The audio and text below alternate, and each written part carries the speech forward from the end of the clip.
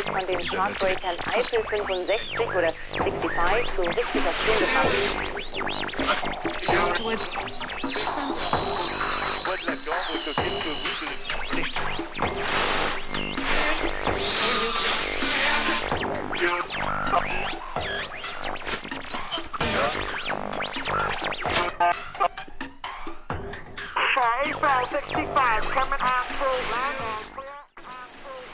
Hey everybody, it's Dan. I have no idea what the topic is supposed to be for this week because nobody else has posted. So, I guess we'll just ramble about random stuff or something. I don't know. I started back to school this week, which is fun. I'm finishing up my master's in urban planning, so I have to take environmental law and plan implementation, but then I have one free class that I can take whatever I want, so I'm taking gender and pop culture. And that's pretty fun. It's a once-a-week class, which I wish it was a little bit more often, but at least you can get into some good discussion. And this past week we talked about Sex and the City, which was pretty interesting.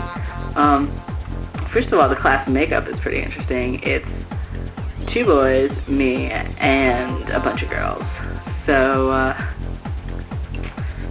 it's pretty heavily gendered female, and I'm totally out as trans and as genderqueer. So it's also my very first time being called Zan. My full name is Stefan Alexander, and most people call me Stefan, but I'm kind of experimenting with the whole Zan thing, which is why I'm Zan on this channel. It was my online experiment, and this is my real-life experiment to see if I like it. And so far so good. It's really interesting because I feel comfortable speaking up in class. I guess just because I feel I have a grasp of the subject matter, and I feel comfortable with the other people in the class. I really haven't had a whole lot of interaction with them all, but so far so good.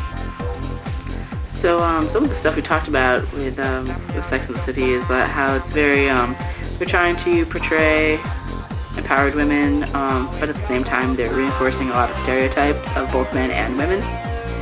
And I have to come up with a topic for my final paper in that class, and I'm really confused as to what I'm going to do. I have a couple ideas. I really want to talk about either transgender people or gender variance in the media. But I'm not really sure exactly what I want to do. On one hand, the whole, Thomas Beatty, pregnant man, phenomenon is kind of interesting to talk about because there's a lot of controversy in the trans community about whether that's good publicity or bad publicity, and how he's claiming he's the very first one to ever get pregnant as a trans guy, and then there's a lot of people saying, no, people have been getting pregnant as trans guys for a while, you're not the first one, you're not a special, unique snowflake. So, and he's just making a big deal about it by going on Oprah and stuff like that.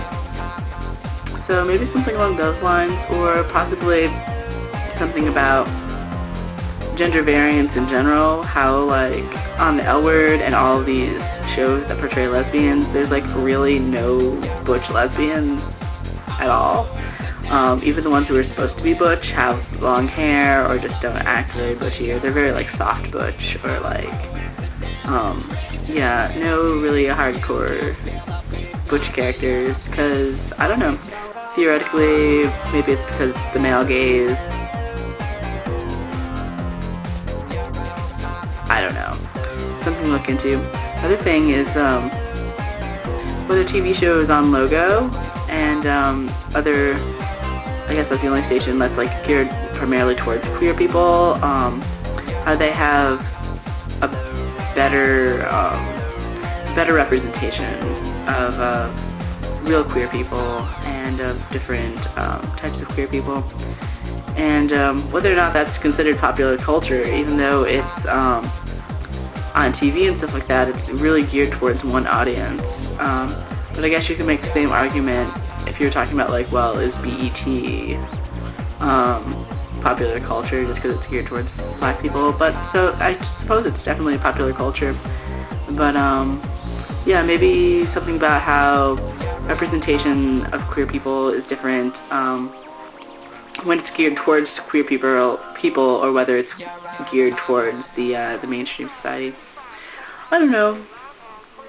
If anybody has ideas, feel free to write them down below and let me know. So I'm going to stop rambling now.